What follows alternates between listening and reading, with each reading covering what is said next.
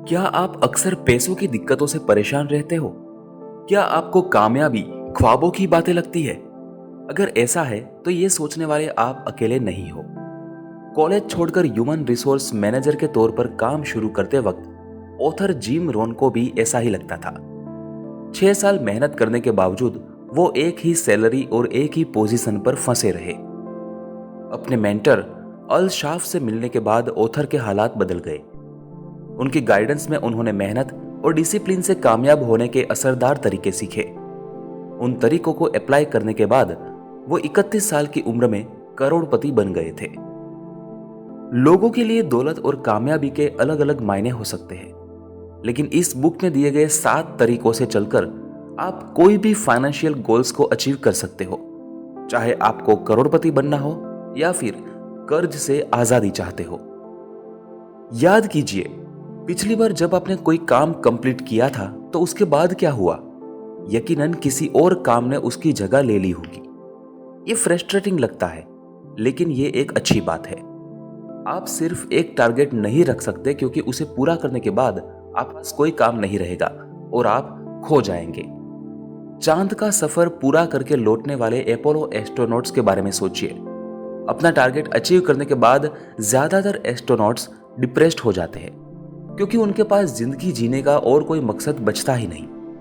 आजकल एस्ट्रोनॉट्स अपनी जरूरी ट्रेनिंग के दौरान उन टारगेट्स को भी तय करते हैं जिन पर मिशन कंप्लीट होने के बाद काम किया जा सकता है। आपके पास भी गोल्स होने चाहिए। उन गोल्स को अचीव करने के लिए वक्त निकालकर काम करना शुरू कीजिए। अपने लॉन्ग टर्म गोल्स को विजुलाइज करने और उन्हें अचीव करने के आइडियाज के लिए जर्नलिंग का तरीका सबसे बेस्ट रहेगा। एक नोटबुक उठाइए और सोचिए कि अगले 1 से 10 साल में आप क्या क्या अचीव करना चाहते हो। उन सभी गोल्स को लिख लीजिए। कुल मिलाकर लगभग 50 गोल्स के लिए कोशिश कीजिए। जब लिस्ट कंप्लीट हो जाए तो उन्हें अचीव करने में लगने वाले वक्त के हिसाब से 4 कैटेगरी में बांट दीजिए: 1 साल, 3 साल, 5 साल और 10 साल। अब इस लिस्ट को इस तरह से बैलेंस कीजिए कि किसी एक कैटेगरी में ज्यादा गोल्स न आए।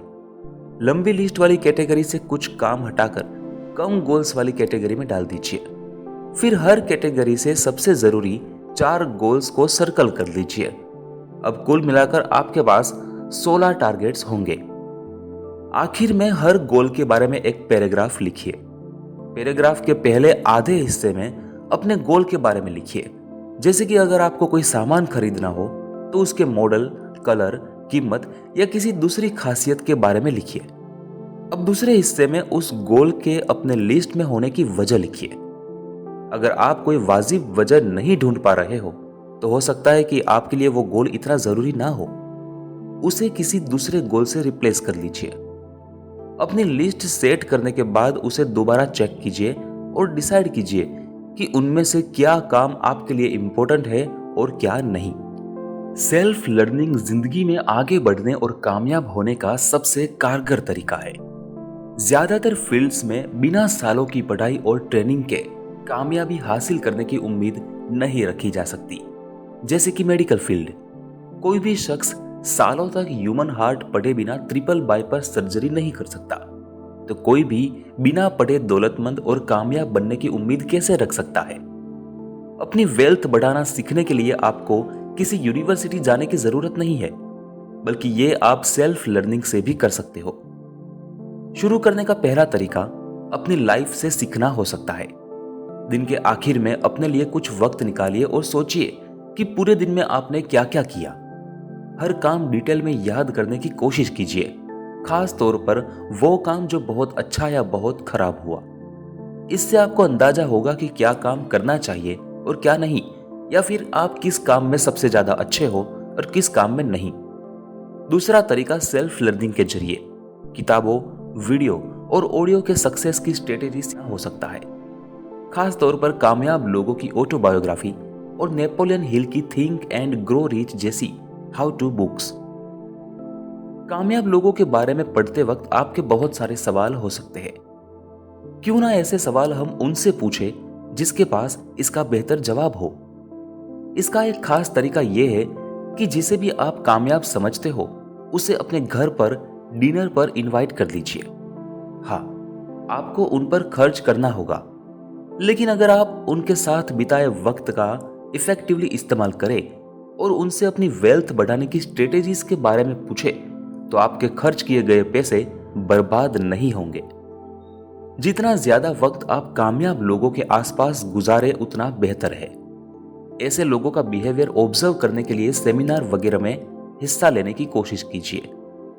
छोटी छोटी चीजों पर ध्यान देने की कोशिश कीजिए, जैसे कि एक बिजनेसमैन किस तरह से हैंडशेक करता है, किस तरह से सोचता है, किस तरह से चलता है और किस तरह से बैठता है। अगर आप कामयाब लोगों की आदतों को समझ लेंगे तो उन्हें अपनी जिंदगी में भी इस्तेमाल कर सकेंगे। आप सीखने के लिए किसी भी तरीके का इस्तेमाल कीजिए, उस पर थोड़ा सा वक्त और पैसा खर्च किया जा सकता है। दिन का कम से कम 30 मिनट का वक्त और महीने की इनकम का छोटा सा हिस्सा सीखने पर खर्च कर सकते हो। क्यों? क्योंकि सीखी हुई जानकारी को आप अपने फ्यूचर में इन्वेस्ट कर सकते हो और जल्द ही इनकम के अलावा कुछ ज्यादा पैसे कमा सकोगे। अपनी पर्सनल ग्रोथ में आने वाली रुकावटें को खत्म करने के लिए अपनी वैल्यू बढ़ाइए। आपको कितनी बार लगता होगा, मेरे लिए वक्त पर कोई काम करना नामुमकिन है, मैं ऐसा ही हूं, या फिर मैं अपनी पर्सनालिटी को नहीं बदल सकता। इस तरह के स्टेटमेंट हमारी सेल्फ एस्टीम को ठेस पहुंचाते हैं और हमें एहसास दिलाते हैं कि हम अपनी आदतों को सुधार नहीं सकते। लेकिन असल में बदली जा सकने वाली चंद चीजों में हमारी पर्सनालिटी भी आती है। अपने आप को बेहतर बनाकर आप पार्टनर, फ्रेंड या फिर एम्प्लॉय के तौर पर अपनी वैल्यू बढ़ा सकते हो। ज्यादातर लोग अपने आप को बेहतर बनाने के बजाय अपने हालात को बेहतर बनाने की कोशिश करते हैं। मिसाल के तौर पर आप अपनी सैलरी बढ़ाने के लिए अपने बॉस से बात कर सकते हो या फिर स्ट्राइक पर जा सकते हो। यह तरीका तब तक ही कारगर होगा जब तक आपको दोबारा सैलरी बढ़ाने जाने की जरूरत ना महसूस हो। इसके बजाय क्यों ना आप हाई प्रोडक्टिविटी, बेहतर परफॉर्मेंस और नई स्किल सीखकर कंपनी के लिए अपनी वैल्यू बढ़ाने की कोशिश करें। इस तरीके से आपके बॉस आपकी सैलरी खुद बढ़ाना चाहेंगे और हो सकता है कि आपकी स्किल्स मौजूदा जॉब के अलावा दूसरे काम में भी कारगर साबित हो सकती है। अपनी वैल्यू बढ़ाने के लिए सबसे पहले आपको अपनी पर्सनल ग्रोथ में आ रही रुकावटों को खत्म करना होगा।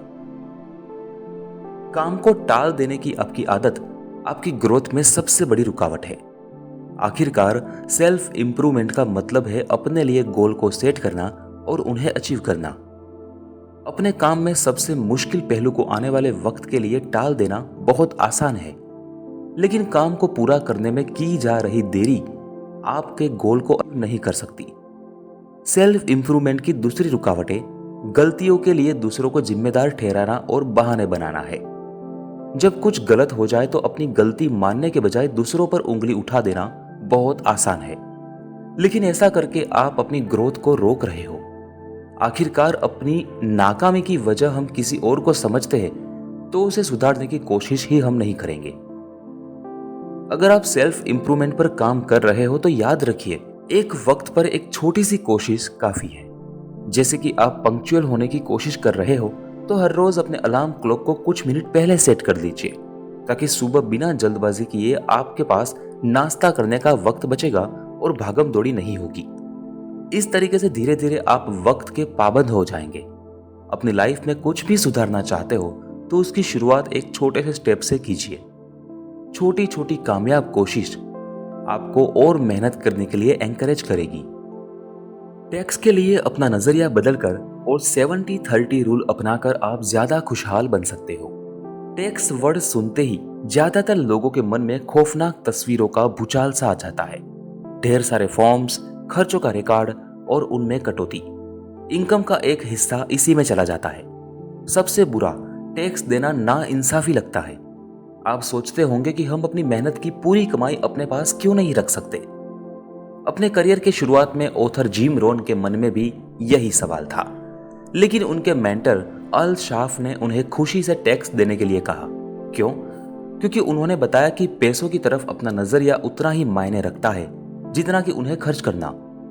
पैसों को लेकर आप जितना पॉजिटिव एटीट्यूड रखेंगे उतना ही कम फ्रस्ट्रेट होंगे और अपने फाइनेंस पर कंट्रोल पा सकेंगे। और टैक्स लेने के लिए आप गवर्नमेंट को बुरा भला कहने की जरूरत नहीं समझेंगे। ऐसा माइंडसेट पाने के लिए टैक्स को सोसाइटी के लिए अपने कंट्रीब्यूशन के तौर पर समझें। अपने इनकम के कुछ हिस्से को देने के बदले आपको सेफ्टी, फ्रीडम और अपॉर्चुनिटी मिलती है। क्या आप अपने इस पॉजिटिव एटीट्यूड को बढ़ाने के लिए तैयार हो? कोशिश कीजिए कि आप अपने खर्चों के फायदों के बारे में सोचें। मिसाल के तौर पर, जब आप कुछ खरीद रहे होते हो तो अपने पैसों के जरिए आप इकोनॉमी को कंट्रीब्यूट कर रहे होते हो। जब भी आप कोई बिल पे करते हो तो अपना कर्ज और लायबिलिटी कम कर रहे होते हो। टैक्स को लेकर सोच बदल जाने के बाद टैक्स के जरिए अपनी नेट इनकम भी बदली जा सकती है। इसके लिए आपको 70-30 रूल अपनाने की जरूरत है। इसका कॉन्सेप्ट बहुत ही आसान है। 70% इनकम को अपनी जरूरत और ख्वाहिशों को पूरा करने के लिए इस्तेमाल कीजिए, लेकिन उस पैसे को खर्च करने से पहले बाकी के 30% को इस तरह से डिवाइड कर लीजिए।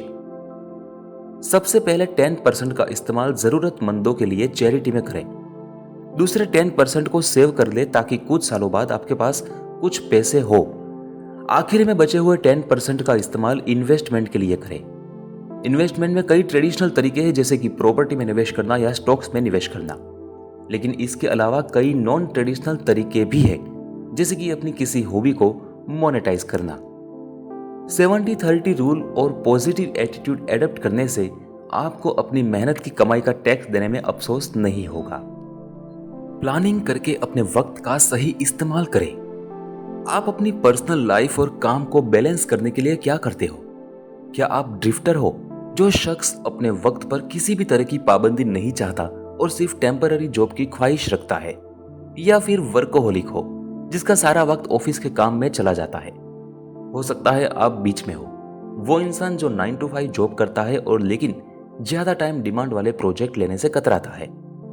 जैसा कि आपने अंदाजा लगा लिया होगा, इनमें से कोई भी तरीका सही नहीं है।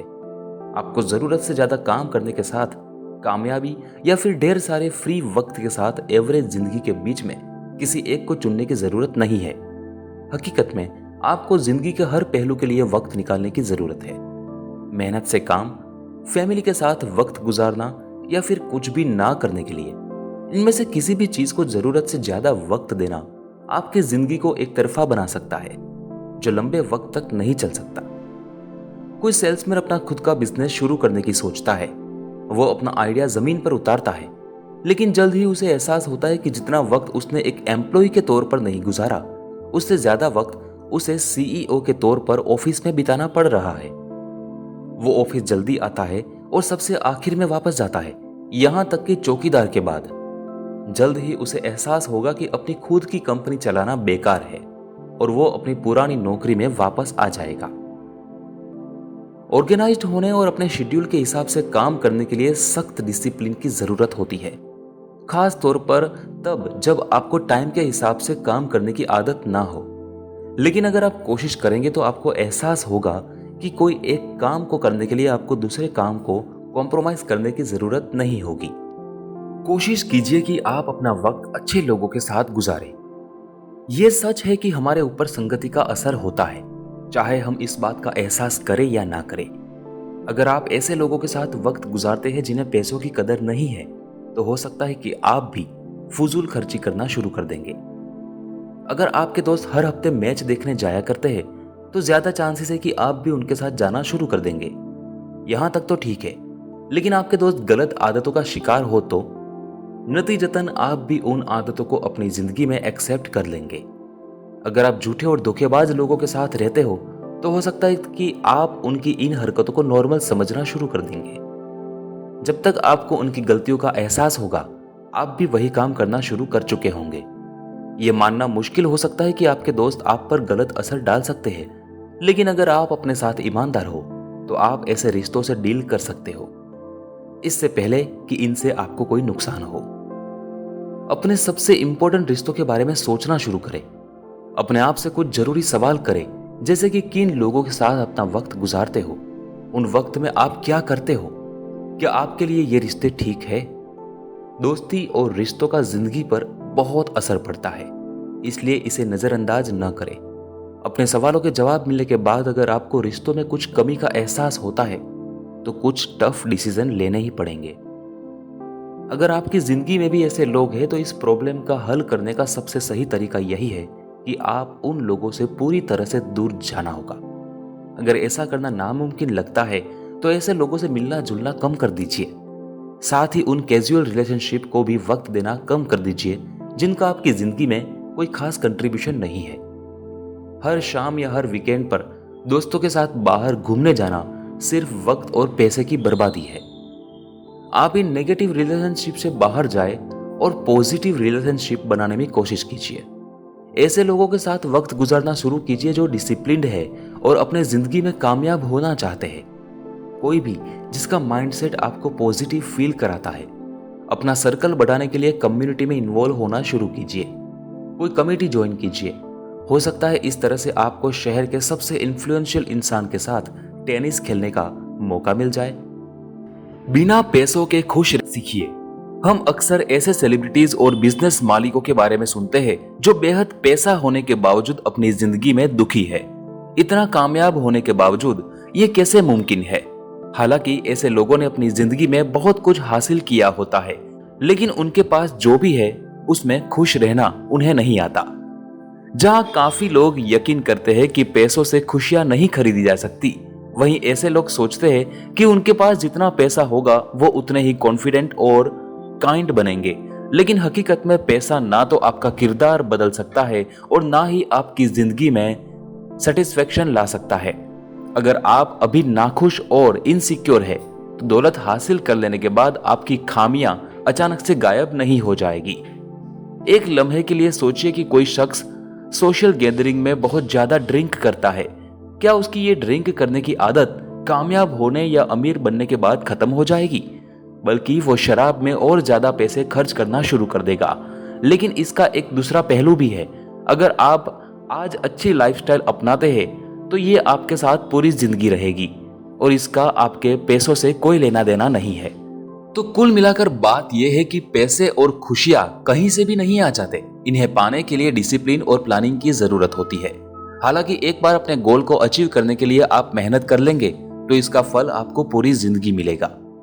अपने वक्त का सही इस्तेमाल और हर रोज अपने मकसद की तरफ बढ़ने के लिए गेम प्लान पहले से तैयार रखिए। सबसे पहले एक ग्राफ पेपर लीजिए। किसी भी गोल को पूरा करने में कितने दिन लगेंगे इस हिसाब से वर्टिकल कॉलम बनाइए। पेपर के बाएं तरफ एक मोटी हेडिंग में अपने टारगेटेड काम लिखिए। अब सभी काम की लिस्ट बनाइए जिन्हें आप उन दिनों में कंप्लीट करना चाहते हो। हर काम की डेडलाइन और करने का तरीका भी लिखिए। फिर काम कंप्लीट करने में लगने वाले दिनों को कैलकुलेट कीजिए और उन्हें ब्लॉक कर लीजिए। किसी भी गोल के लिए आपका गेम प्लान तैयार है।